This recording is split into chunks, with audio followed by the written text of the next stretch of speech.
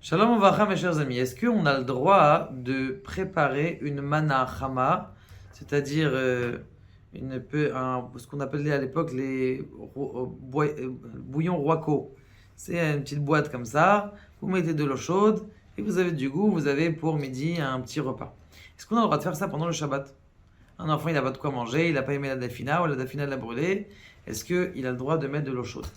Eh bien, et après longue vérification, ils ont vérifié que comment on appelle ça, les épices qui sont à l'intérieur de ces repas-là, même si les pâtes elles ont été cuites, eh bien, eux, ils sont pas cuits.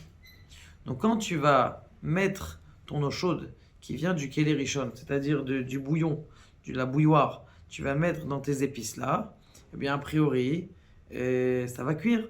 Et donc, c'est interdit pendant le Shabbat. Comme c'est interdit pendant le Shabbat de cuire, donc c'est interdit de préparer maintenant. Si tu me dis, moi, je suis sûr que tous les éléments qui sont à l'intérieur, où je mets pas les épices, je mets que les pâtes.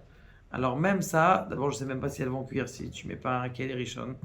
Mais si on va dire que tout a été cuit et donc c'est que à ressécher, il y en a qui pensent que c'est interdit. Pourquoi? Parce que tu es en train de transformer quelque chose de euh, pas mangeable en quelque chose qui est mangeable.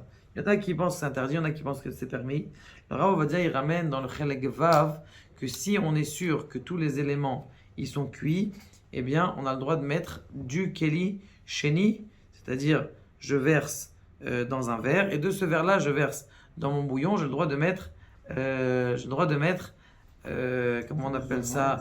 Non, j'ai le droit de mettre des épices, j'ai pas le droit de les mettre parce que c'est Keli. Et donc c'est la raison pour laquelle, eh bien, on a le droit de faire dans un Keli Sheni. Dans un Keli Shlishi, c'est Vadaï qu'on a le droit de faire. Si quelqu'un il veut Keli Shlishi, tu peux mettre même les épices, mais ça va pas vous cuire. Ça veut dire, après expérience, vous allez voir que ça marche pas. Par contre, il y a ce qu'on appelle la purée. La purée, comme c'est lâche, c'est-à-dire que ça lâche, ça veut dire que vous allez faire une pâte, ça c'est vadaï que c'est interdit. C'est la raison pour laquelle les purées, c'est vadaï que c'est interdit, même si ça a été cuit avant. Baruch Adonai, Le'olam Amen.